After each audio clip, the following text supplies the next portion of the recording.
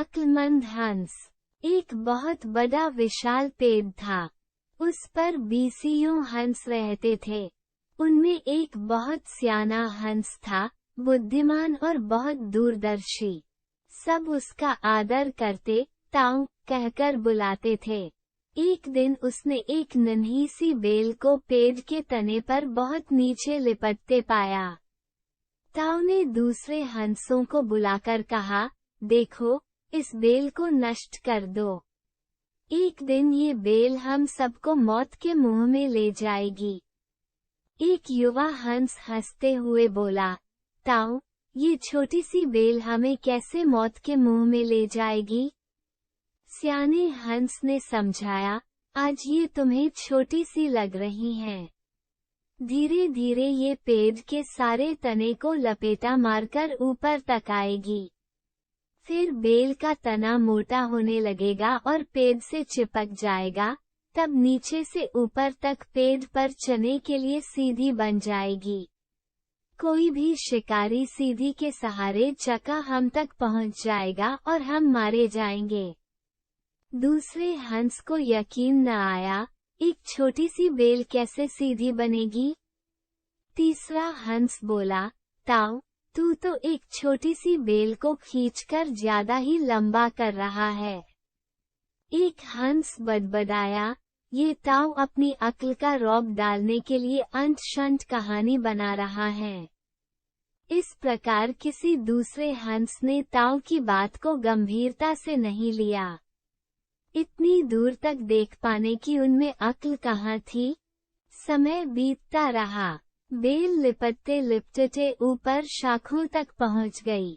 Bell का तना मोटा होना शुरू हुआ और सचमुच ही पेड़ के तने पर सीधी बन गई, जिस पर आसानी से चढ़ा जा सकता था। सबको ताऊ की बात की सच्चाई सामने नजर आने लगी, पर अब कुछ नहीं किया जा सकता था क्योंकि बेल इतनी मजबूत हो गई थी कि उसे नष्ट करना हंसों के बस की बात नहीं थी। एक दिन जब सब हंस दाना चुगने बाहर गए हुए थे तब एक बहेलिया उधर आ निकला। पेड़ पर बनी सीधी को देखते ही उसने पेड़ पर चका जाल बिछाया और चला गया। सांझ को सारे हंस लौट आए, पेड़ पर उतरे तो बहेलिये के जाल में बुरी तरह फंस गए। जब वे जाल में फंस गए और फफदाने लगे, तब उन्हें ताऊ की बुद्धिमानी और दूरदर्शिता का पता लगा। सब ताऊ की बात न मानने के लिए लज्जित थे और अपने आप को कोस रहे थे। ताऊ सबसे रुष्ट था और चुप बैठा था।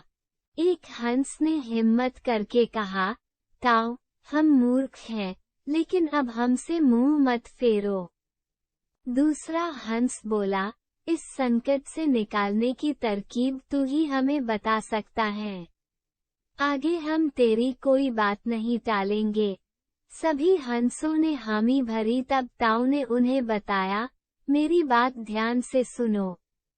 सुबह जब बहेलिया आएगा, तब मुर्दा होने का नाटक करना। बहेलिया तुम्हें मुर्दा समझकर जाल से निकालकर जमीन पर रखता जाएगा। वहां भी मरे समान पड़े रहना।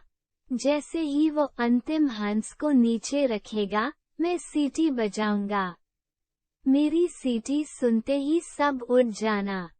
सुबह बहेलिया आया। हंसों ने वैसा ही किया जैसा ताऊ ने समझाया था। सचमुच बहेलिया हंसों को मुर्दा समझकर जमीन पर पटकता गया। सीटी की आवाज के साथ ही सारे हंस उठ गए। बहेलिया अवाक होकर देखता रह गया। सीखा, बुद्धिमानों की सलाह गंभीरता से लेनी चाहिए।